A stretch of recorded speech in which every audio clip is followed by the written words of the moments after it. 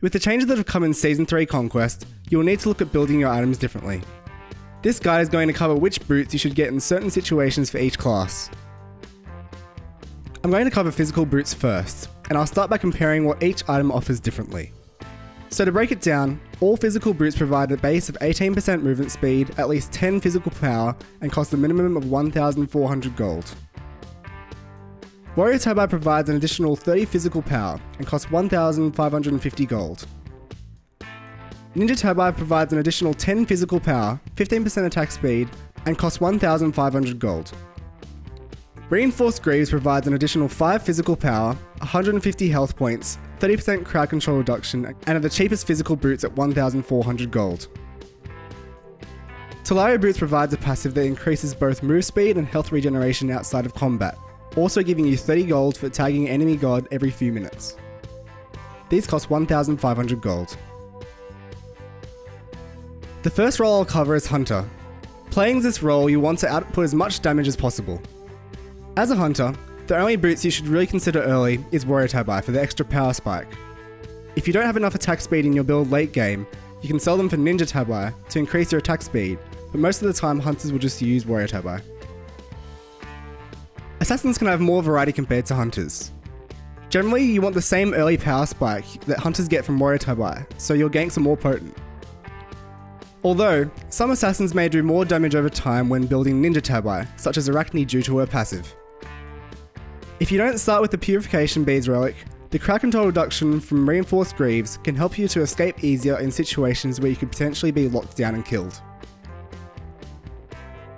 Talaria Boots can be experimented with in the jungle, as it provides extra movement speed and gold farm, but will most likely hinder you when it comes to fighting camps and enemies. Warriors generally have the choice between Warrior Tabi and Reinforced Greaves. Building Warrior Tabi gives you more damage to clear waves more efficiently and burst squishier targets. Reinforced Greaves helps you become even more slippery, and it's particularly good against enemy matchups who deal true damage, such as Bakasura and Bastet. These boots are also particularly important if you're not planning on buying the Purification Beads relic on your solo laner.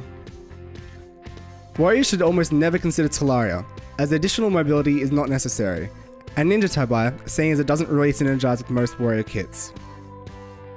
In conclusion for physical boots, I'd recommend in most cases that you're choosing either Warrior Tabi or Reinforced Greaves. Building magical boots tends to provide you with more variety for viable options. Breaking down magical boots this time, all magical boots provide 18% movement speed, at least 20 magical power, and cost a minimum of 1,400 gold. Shoes of the Magi provides an additional 25 magical power and 10 magical penetration, and costs 1,600 gold. Shoes of Focus provides an additional 10 magical power, 10% cooldown reduction, and 250 mana, and costs 1,500 gold. Reinforced Shoes provides 150 health points and 30% crowd control reduction, and costs 1,450 gold. Traveler's Shoes provides the same passive as the physical alternative of Talaria Boots, and costs 1,400 gold. The first magical role I'll cover is Mage. Like the Hunter, you're looking to output as much damage as possible. This gives you two equally viable choices as a Mage. You get a drastic power spike from the penetration gained by building Shoes of the Magi. Alternatively, Shoes of Focus allows for you to use your abilities more often. Both are viable for certain situations.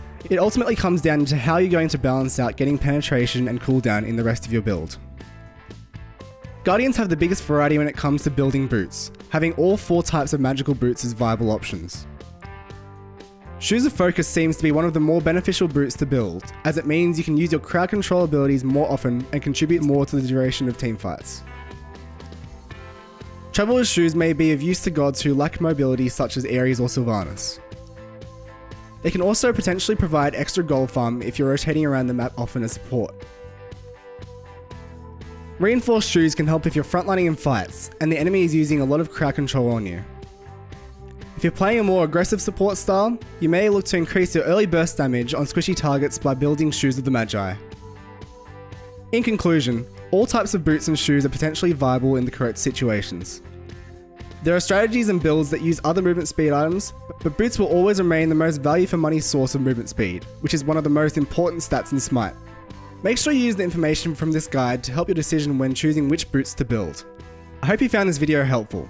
Let me know in the comments below if there are other SMITE guides you'd be interested in. Good luck and have fun!